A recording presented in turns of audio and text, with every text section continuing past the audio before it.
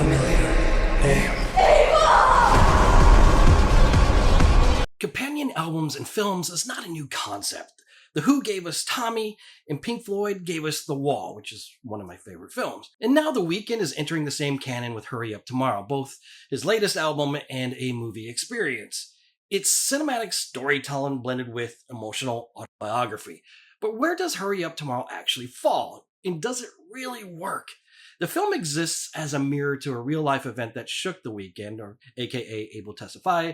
He lost his voice during a 2022 concert, and the fallout from that moment is the emotional spine of this film.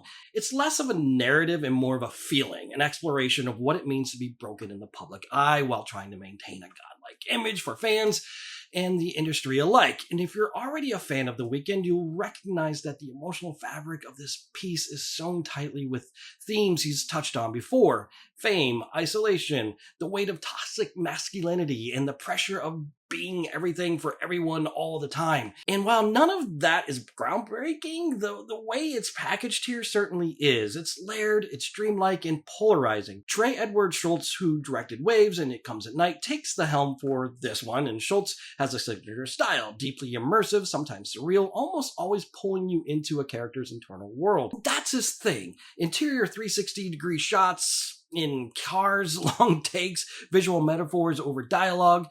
Think of it like J.J. Abrams with lens flares, but before anxiety and introspection. That approach works for some moments, and it really doesn't for others. It's not the kind of film you just casually throw on while doing laundry. It demands you to sit in it. It demands your patience, and in return, it offers you an uncomfortable, sometimes beautifully disjointed glimpse into celebrity breakdown and recovery. Barry Keoghan is arguably the standout. He plays the embodiment of toxic masculinity in the film, and he doesn't chew the scenery, he owns it. Every scene he's in just kind of tilts around him. He doesn't play a villain in the traditional sense. It's more like he represents the dark idea made human, and it works. And then there's Jenna Ortega, who plays the kind of dual role. She's a fan, a friend, innocence and obsession, connection and consumption.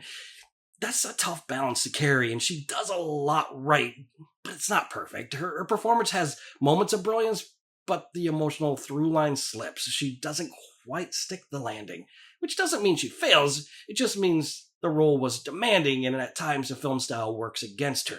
And then there's The Weeknd himself, Abel. Here's where it gets complicated. There are moments when you're watching this and you forget it's him, and that's a compliment. His look, his vibe, the way he carries himself. But then there are moments when the lack of acting experience shows. You notice it. You hear giggles in the audience. People checking their phones, and suddenly the spell breaks. That's not to say he doesn't give effort. There are moments of real vulnerability, and you feel for him. But it's hard not to wonder whether this whole thing leans a little too much into melodrama, where the brooding overshadows the substance. The film is light on dialogue and heavy in mood. It's almost hypnotic. Whether or not that lands for you will depend on how much you're already invested in Abel's story. And look, I get it. This is very much a rock star movie just wrapped in an experimental clothing. It's got the drugs, it's got the ego, it's got the stage and the fall and the rebirth, but it's also filled with glossy visual metaphors and marketing savvy. It's undeniably smart in how it presents itself. Casting name actors, leaning into the album tie-in, even the rollout feels part of the art. But here's where I hit a wall. And this might be me being honest to a fault.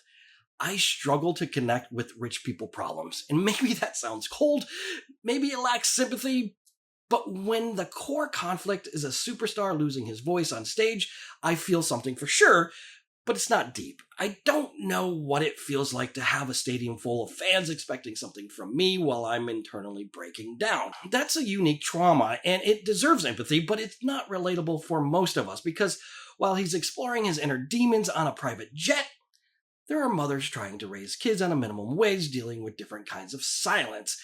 One that never gets a stage or a soundtrack or Trey Edward Shults camera setup. Still, I respect the artistic effort. I respect the desire to try something different, even if the result doesn't always connect. And Hurry Up Tomorrow is beautiful. It's moody. It's challenging. And Barry Keoghan gives a performance worth the price of a ticket. But did I feel it? Did I connect to it? No, I didn't. It left me thinking about Pink Floyd, The Wall again, which tapped into something that felt mythic and personal all at once. This doesn't quite do that. This is more style than soul, more introspective than connection, and that's okay if that's what you're into. And if you're a hardcore fan of The Weeknd, this might be exactly your vibe. If not, you might be reaching for your phone halfway through. Still, if you've seen it, I want to know what your thoughts are. Did it land for you? Did you connect with Abel's story? Or did you feel like it was a beautiful, overproduced therapy session? Please drop your thoughts in the comments, and I appreciate you taking this journey with me. And as always, be real. I know this is all really intense, but I'm not trying to hurt you.